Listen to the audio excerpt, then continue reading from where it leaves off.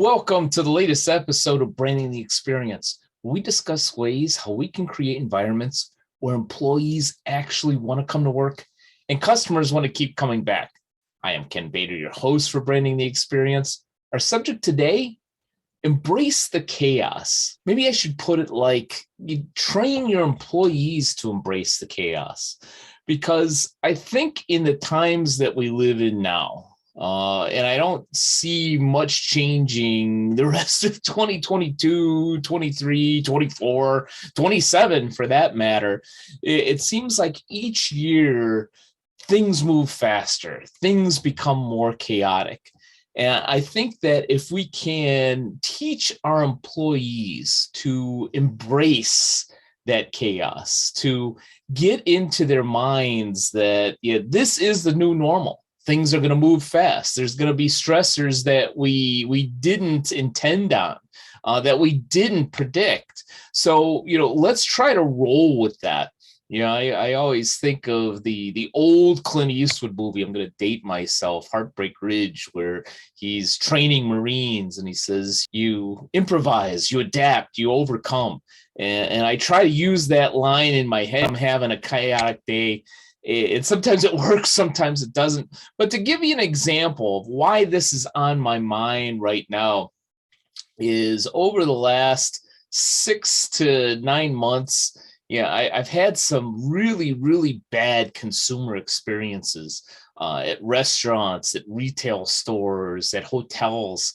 Some of them I've kind of mentioned on this program, one of them in a recent Am I the Jagoff episode. I've got a lot of material for a number of those. I just need to get my expert guests on here so I can talk about some of these things. But I wanted to point out a positive experience that I just had this long Memorial Day weekend. And by the way, it's a little side note. Thank you to all the military families. I know the sacrifices that you've made in losing a loved one in the armed forces, and that has not gone unnoticed. My heart is with you, and I appreciate you not only in this particular time around Memorial Day, but also year long to all military families. But getting back to embracing the chaos, my wife and I went to lunch on Memorial Day. And I will mention the name of this business because it's a positive story. It was the Long Beach Tap House on 2nd Street in Long Beach, California. And we walked in for lunch, and it was obvious that I believe there were only 2 people working there. I think they had a chef and they had a bartender / server. Now, granted, this isn't a huge property, not a ton of tables or seats at the bar, but nevertheless, it was obvious that this lady was alone. And if I had her name, I would mention it because she did an awesome job. And she was bouncing around. I mean, she was moving fast, but not too quickly to drop glasses or meals or anything. But she was on top of it and took care of a number of people during a busy lunchtime all by herself. And the thing that I noticed the most, not only her efficiency in being able to take care of everybody in this environment by herself without even a busboy, without any backup, but her attitude. And I think that made a difference. It seemed like she was embracing the chaos. She joked with me. She joked with the other folks, even though she was busy. You could see that she had a smile on her face. I hope that she was having fun, but if she wasn't having fun, she darn well made it look like she was. Maybe it was the motivation of, hey, she's getting all the tips and hey, I'm going to be nice to all these people and make as much money as I can. Maybe she legitimately enjoyed being busy that day. But whatever the case is, she came with an awesome attitude. And I remember thinking, if we could find a way to bottle this and take it into every restaurant, every bank, every retail store, every retail environment, and be able to inject that type of energy and that type of attitude in everybody, things would move a lot more smoothly. I think she did the job of at least a person and a half in the hour or so that my wife and I was there, and she just did an awesome job. So what can we learn from that? Because a lot of times I say, what can we learn from that when I offer a negative example? But here's a positive example. So what can we learn from this person being obviously overworked, but embracing that chaos? I think it comes down to, number one, mindset. I think that she came in during the day understanding that, hey, this is going to be a rough day. I'm going to be alone except for the chef.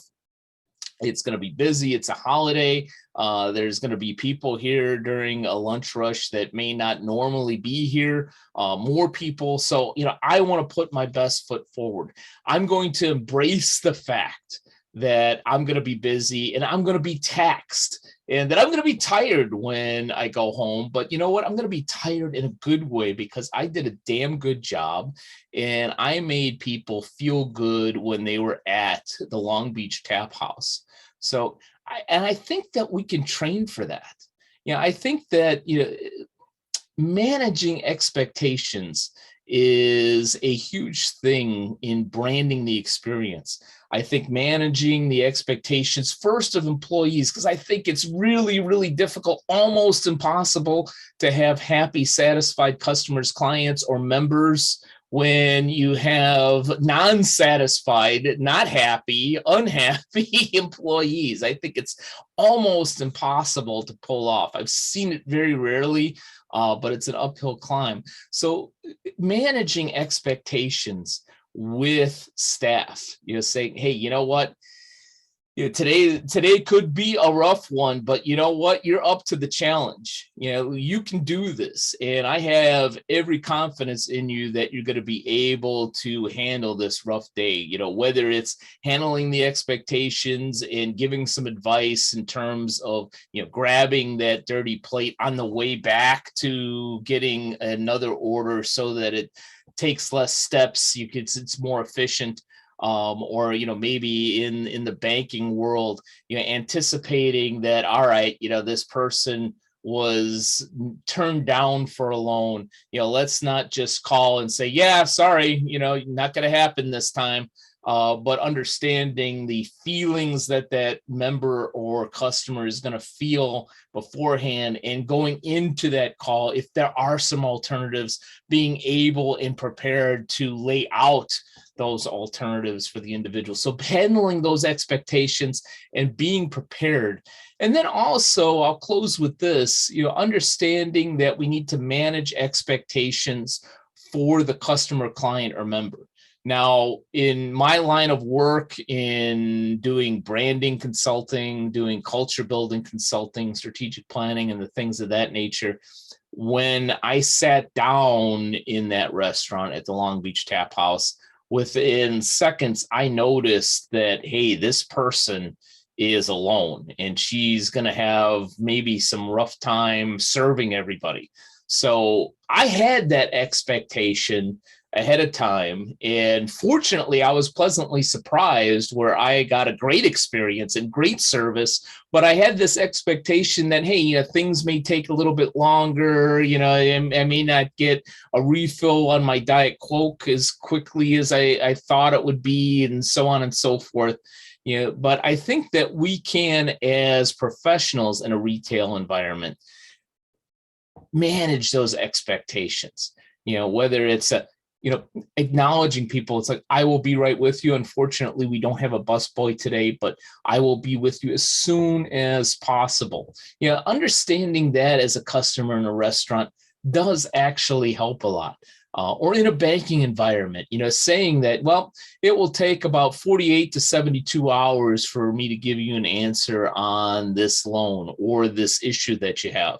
Knowing full well that, you might actually have an answer within 2 to 24 hours, but making sure that you have that cushion in there. Because as a client, as a credit union member or a bank customer, if I have an expectation of 48 to 72 hours and you get back to me in 100 hours, I'm going to be ticked.